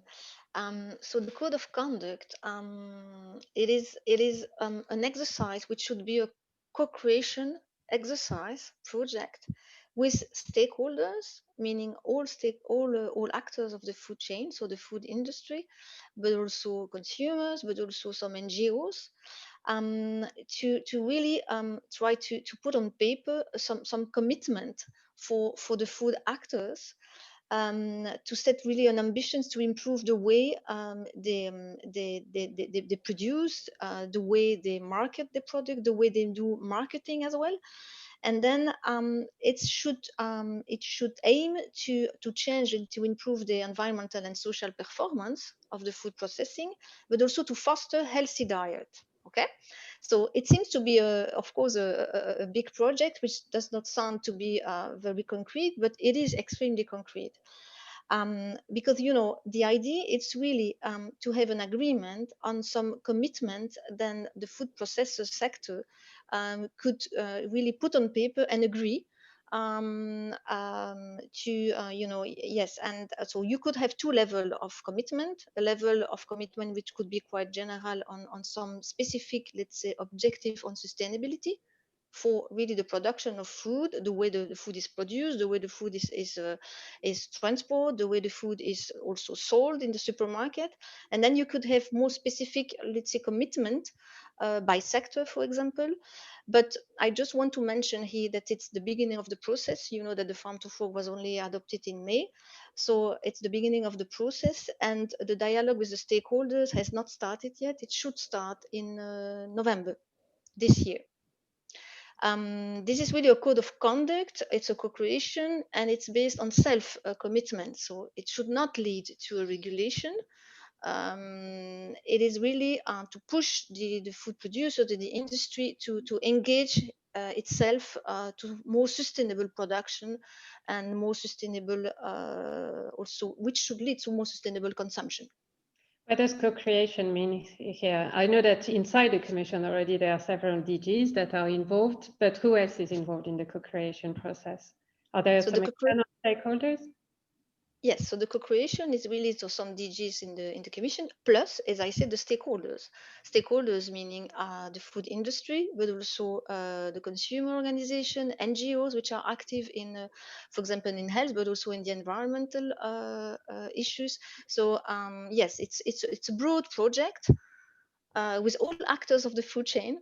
and where we should find an agreement on some possible commitment. It's a complex exercise. I agree with you. I'm sure that you will ask me this question. It's a complex exercise, but I think we have realized that it's needed as well to be able to find some, let's say, some commitment in this area of the food processing, which is really an area where changes can be made clearly to ensure that we can have a sustainable food system in the future.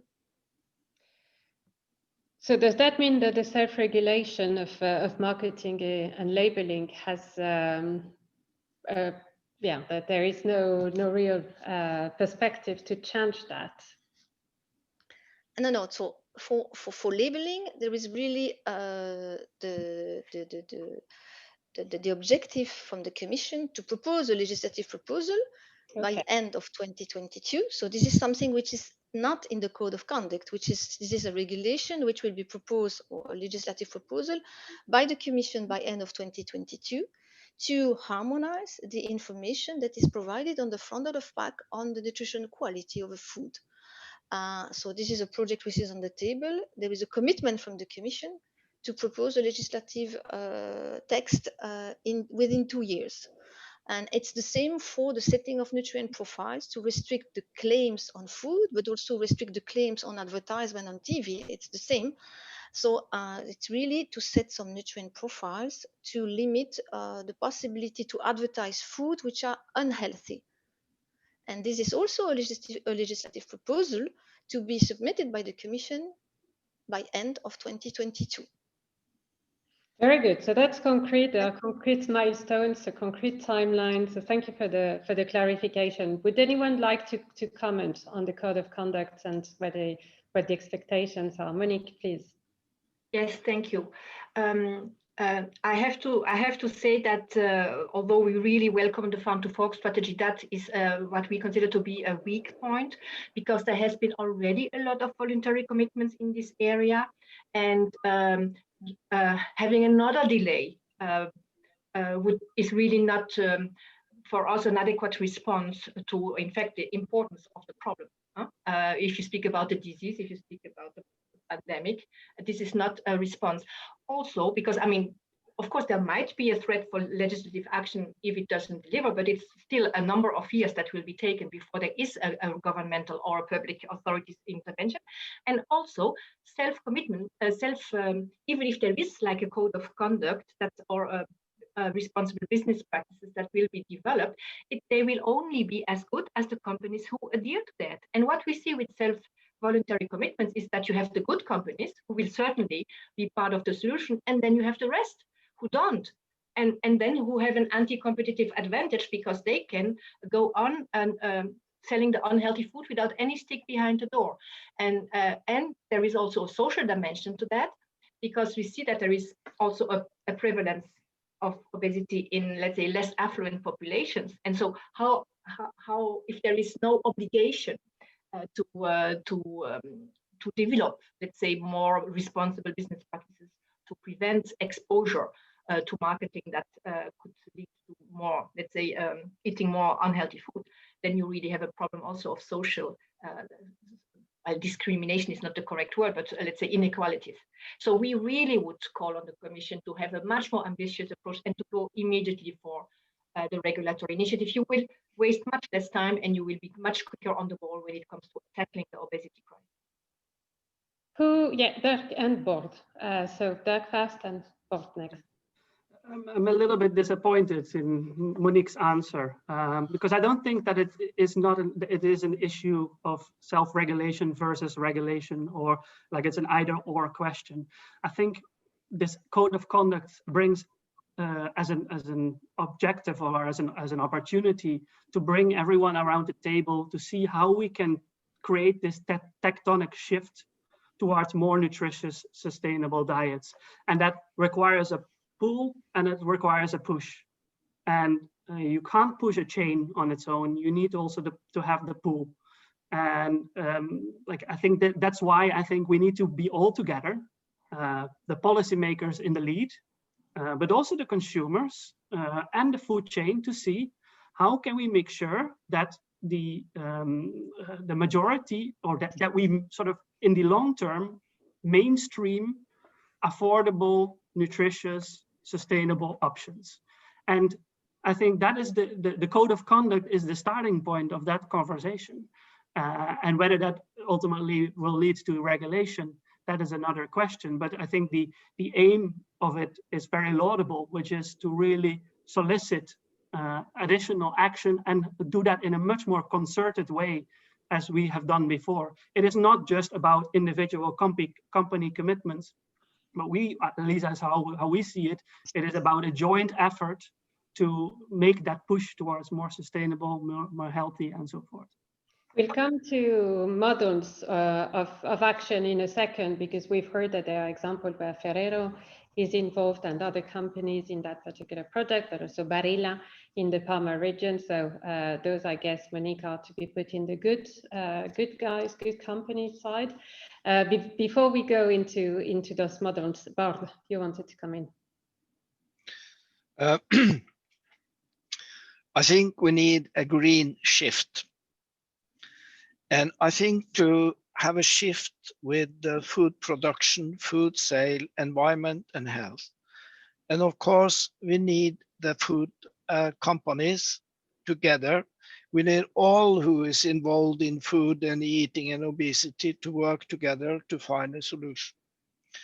So, so I know that the industry's role, in my opinion, is to innovate, think new ways. Corporation must be able to make profit. They need, otherwise we will have no production. And by establishing clear rules of conduct, the industry can focus on what they do best, finding creative ways to satisfy consumers' need. In this case, making healthy food affordable, convenient, and tasty. So I see we must have something new coming up. And as has been mentioned earlier, if we see that the switch from petrol to electrical cars, give us some idea how we should address this. These problems if we really want to solve something, because we have done because what we are doing today, it's ending up to blame the obese patients, because we say do that and you will not increase in your body weight, but we see they do it anyhow, and we know that it's those with this vulnerable genes that increase in body weight. Of course, it's not only food, it's a lot of other factors that impact on this. But so I think we should have a new site on how to solve this problem. So novelty, Monique, that's what you're aspiring for as well. So a green shift, that's probably part of the novelty. But so let's focus on what can be done. If indeed this discussion has been going on for years now, the Farm to Fork strategy opens new opportunities. I think we've heard that there are models of putting together people, that there is a need for a multidisciplinarity approach. What else can we do new from everything and it's a question to all of you. You've heard several case studies from Norway with the HAN database, from Italy, there's 2 projects. We've heard also the local initiative in Finland. What does it inspire you? And what do you think should be either repeated or scaled up at the European level? Where do you want to where do you see potential for these initiatives? Who wants to come in? Doug, please. Yeah, I think that the previous presentation shows that there are some really great programs that have really had a good success. I think we know all of examples of programs at local level, community-based programs that have really worked well. There are great national programs. I'm very much a fan, for instance, of the Danish Whole Grain Partnership, which was a partnership between public authorities, health NGOs, and the food industry to boost the consumption of whole grain in the population. And they really tripled the whole grain intake also in children, which is amazing. So that kind of action needs to be scaled up. Now, what do you need for that? I agree with Monique. Political leadership comes first. And so if there is a serious willingness of the Commission and other EU institutions to prioritize this, then this is the first starting point.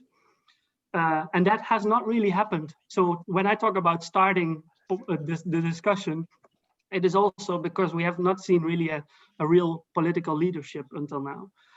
A second one is co-ownership. Everyone has to play his role and everyone needs to feel that they co-own it. And that comes back to my point on the concerted action. We need to have a plan all together and work on that.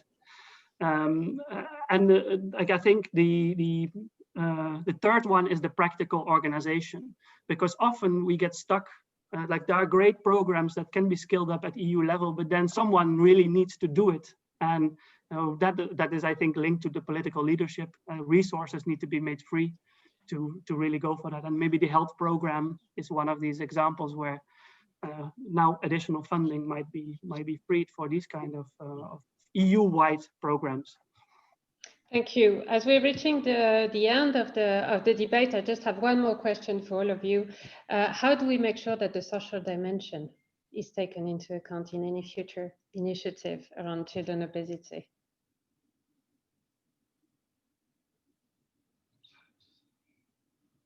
Sabine, do you want to come in? Yes, well, as I explained in my presentation, the social dimension in the Farm to Fork is really one of the central pillar of the strategy. And we consider that health is part of the social pillar. But it's true that we have also to take into account the vulnerable population, and also the fact that any healthy food has to be affordable. That's also the question, and that's the reason why in the strategy you have the discussion indeed on the affordable food, that the healthy choice should be the easy choice, meaning that the healthy choice should be affordable for all people. And it's complex, of course, but it's really one of the objectives of this strategy. And that's the reason why as well this VAT question is also has also been added in the strategy, just to show that VAT could be used by member states to promote or to help, no, I would say not to promote non-healthy food. So that's really the message which is launched here in the strategy. Ensure that all people have access to nutrition food, and those food has therefore to be affordable. So the social aspect is really central of the strategy. Monique. I think that what Sabine said is indeed spot on. I would just put one little word of caution, because if you the healthy food option should be the most affordable one. And for the moment, in fact, the price that we pay for food is not the real cost of the food that we know now.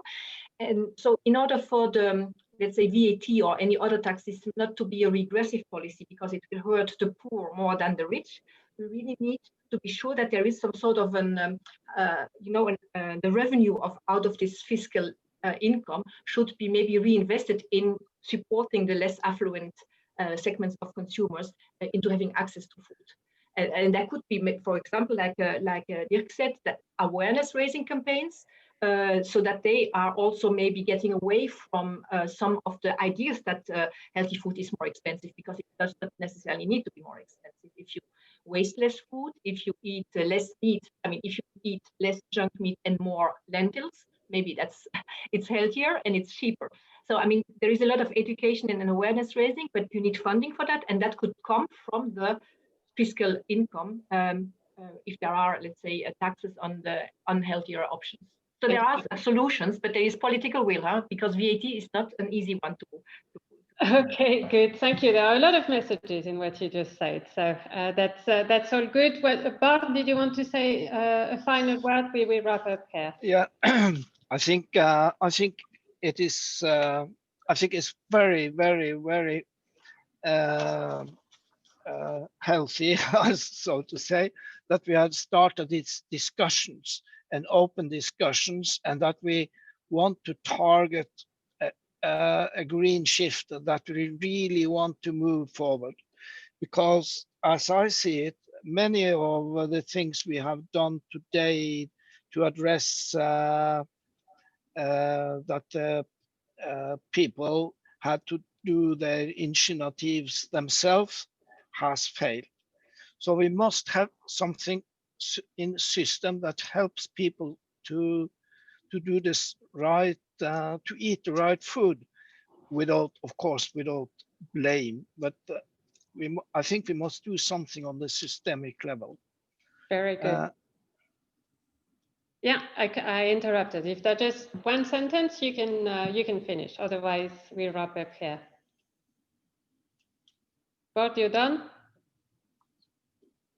Good. Okay, then thank you very much. That's actually going to be the word of the end. So for this panel debate, what I do now is pass the floor to the MEP, to Alessandra Moretti, so that she can give a few closing remarks. Alessandra. Thank you. Thank you. Thank you very much, dear all. Since it is already late, I would just like to thank you very much for this interesting discussion. Thanks for your important contributions. I think that many interesting points have emerged, which I will take into high consideration in the future political debates on this issue, very important issue. We have to push together in the same direction. Thank you again, and I hope to see you soon here in European Parliament. Thank you. Thank you very much. Well, that would be actually the end of the word of the end, sorry. This is actually, yeah, we are running a little bit late, so it is my turn to thank you all for sticking around for two hours, and until this moment. I'd like to thank the organizers of this debate, the NTNU Brussels office and the NTNU Faculty of Medicine, as well as Alessandra, of course, for co-organizing this event. And finally, I'd like to thank the people in the background. So the man in the background, Massimo Busoli, the head of the NTNU Brussels office, and his colleagues here in Brussels, Nikolai and Thea, as well as Alessandra Moser, who is in the cabinet of Mrs. Moretti. So with that, I wish you all to be very well, to stay very healthy, and to eat very healthy. Goodbye to all. Thank you. Thank you. Bye. Bye.